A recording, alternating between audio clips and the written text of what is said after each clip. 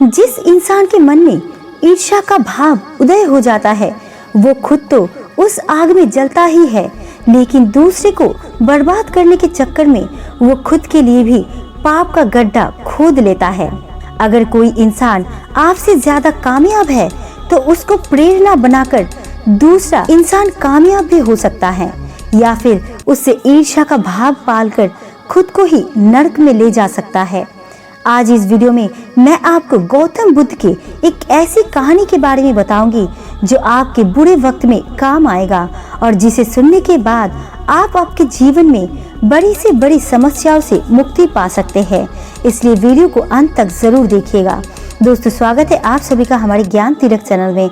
अगर आप इसी तरह के और मोटिवेशनल वीडियो सुनना चाहते हैं तो चैनल को सब्सक्राइब जरूर कर लें। एक बार गौतम बुद्ध अपने भिक्षुओं के साथ एक सभा में बैठे हुए थे। उस सभा में बुद्ध के चाहने वालों से ज्यादा उनके विरोधी थे। जिसने सभा आयोजित किए थे वो भी बुद्ध से ईर्ष्या करते थे।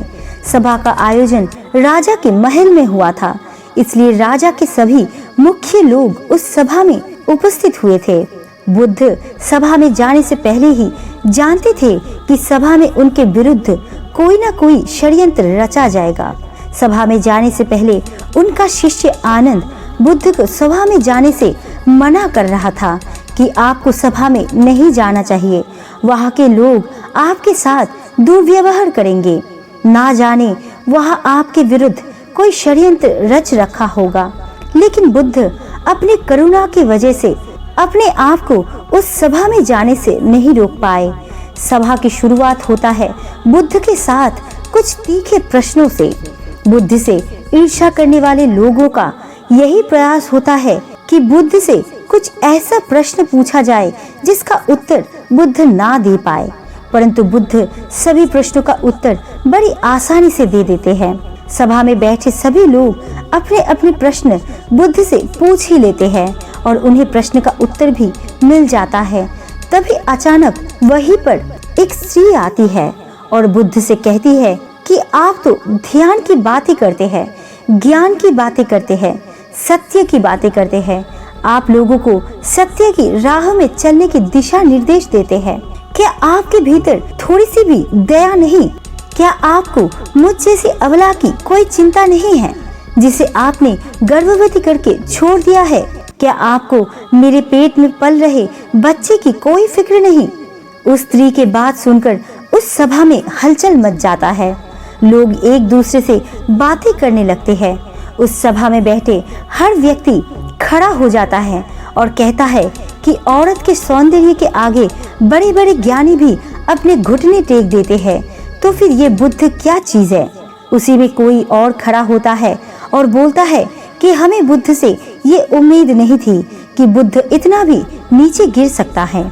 इसी तरह सभी के सभी लोग खड़े होकर बुद्ध को भला बुरा कहते हैं, बिना सत्य को जाने ही कि सत्य क्या है बुद्ध को भला बुरा कहने लगते हैं। जब सभी लोग अपने मन की भड़ास निकाल लेते हैं तब राजा कहता है कि बुद्ध आप अपनी सफाई में क्या कहना चाहेंगे? और वो राजा भी बुद्ध से ईर्ष्या करता था। वो चाहते थे कि कैसे भी बुद्ध बदनाम हो जाए।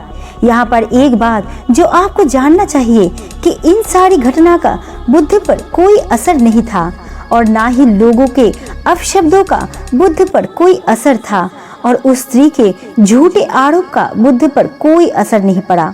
जानते हैं क्यों?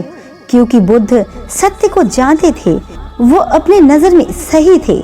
सूत्र यही है कि चाहे पूरी दुनिया आपके खिलाफ क्यों ना हो जाए, अगर आप अपने नजर में सही है, अगर आप अपने आप को जानते हो कि आप सत्य के साथ खड़े हो, तो आपका कोई भी कुछ बिगाड़ नहीं सकता।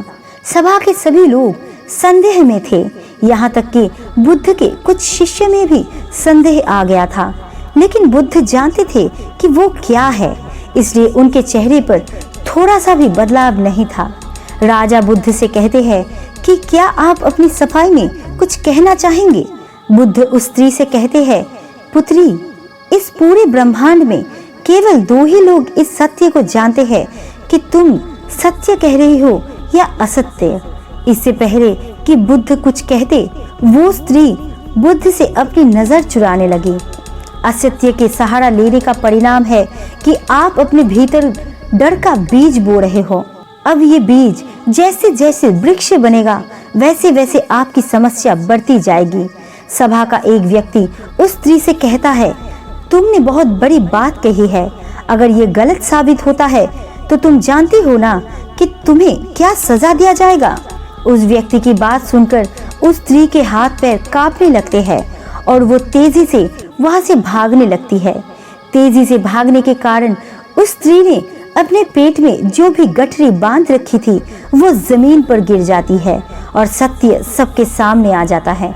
उस स्त्री ने अपने पेट पर गठरी इस तरह बांध रखी थी जैसे लग रहा था कि वो स्त्री गर्भवती है। राजा उसी समय उस स्त्री को बंदी बनाने का आदेश देता है, लेकिन बुद्ध के कहने पर उस स्त्री को क्षमा कर दिया जाता है। एक बात हमेशा याद रखें, आपका धैर्य और आपका अपनी नजरों में सही होना आपको बड़ी से बड़ी समस्याओं से बचा सकता है। इस बात से फर्क नहीं पड़ता कि कितने लोग आपके खिलाफ है, फर्क इस बात से पड़ता है कि क्या आप अपने साथ है। दोस्तों, आशा करती हूँ गौतम बुद्ध की इन बातों को आप अपने जीवन में अमल जरूर करेंगे। तो दोस्तों, आपकी ये वीडियो कैसी लगी हमें कमेंट्स करके ज़रूर बताना, और अच्छे लगे तो लाइक एंड सब्सक्राइब ज़रूर करना। आपका कीमती समय देने के लिए दिल से शुक्रिया।